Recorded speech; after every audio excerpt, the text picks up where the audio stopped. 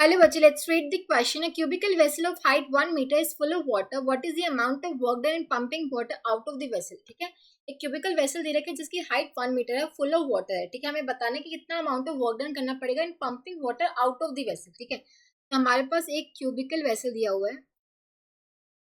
Cubicle vessel हम ऐसे इसे ड्रॉ कर लेते हैं. ठीक है, ठीक है. अब देखो, ये हमने ऐसे क्यूबिकल वेसल से ऐसे ड्रॉ कर लिया. ठीक है, अब देखो इसमें हमने क्या किया हुआ, वाटर फिल किया हुआ. वाटर फिल किया हुआ, इसकी हाइट कितनी दे रखी है हमें, 1 मीटर.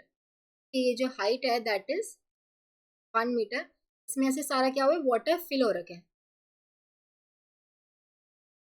इसका देखो सेंटर ऑफ मास कहाँ पे लाई करेगा, यहाँ पे सेंटर पे. ठीक है, कितनी हाइट पे, ये टोटल 1 मीटर हाइट दी हुई है. तो ये इसकी जो ग्राउंड से, मान लो ये ग्राउंड है, तो ग्राउंड से इसकी हाइट कितनी हो जाएगी. देखिए टोटल हाइट कितनी, 1 मीटर दे रखी थी. ठीक है, तो सेंटर ऑफ मास की जो हाइट हो जाएगी फ्रॉम ग्राउंड से कितनी हो जाएगी, h/2. ठीक है, ये एच डैश बोल देते हैं इसको, h/2 हो जाएगी. आपने बताना कि वर्क डन क्या होगा in pumping water out of the vessel. ठीक है, अब देखो work done would be equals to change in, यहाँ पे सिर्फ एक ग्रेविटेशनल फोर्स एक्ट कर रहा होगा. ठीक है, तो negative of change in potential energy. ठीक है, क्योंकि हमारा जो gravitation force it is a conservative force, so work done would be equal to negative change in potential energy, so minus of UF minus UI. ठीक है, जब इसको pump out कर लेंगे, देखो पहले सेंटर ऑफ मास हमारा कहाँ पे लाई कर रहा था, h/2 हाइट पे, और जब पंप आउट कर लेंगे तो कितना मतलब फिर तो यहाँ पे सेंटर ऑफ मास क्या हो जाएगा, 0. मतलब यहाँ पे से मतलब हाइट क्या हो जाएगी उसकी, 0. ठीक है, पहले जो सेंटर ऑफ मास लाई कर रहा था हाइट h/2 पर, और जब फाइनल क्या हो जाएगी उसकी हाइट क्या हो जाएगी, 0. जब बम्प आउट कर लेंगे तो minus of final potential energy हो जाएगी 0, minus of initial potential energy क्या होगी, mgh डैश. ठीक है, सेंटर ऑफ मास की जो हाइट है h/2.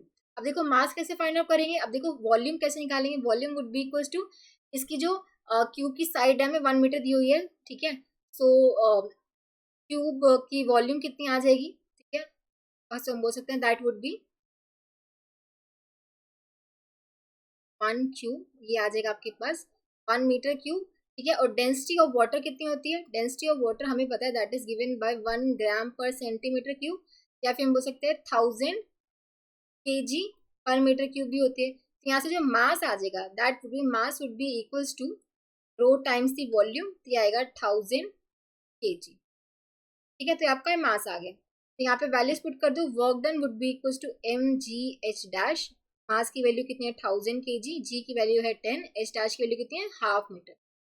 ये जाएगा 500 पे, यानी कि आ जाएगा 5000 joule. So work done in pumping water out of the vessel would be 5000 joule, जो कि हम बोल सकते हैं ऑप्शन बी में गिवन है.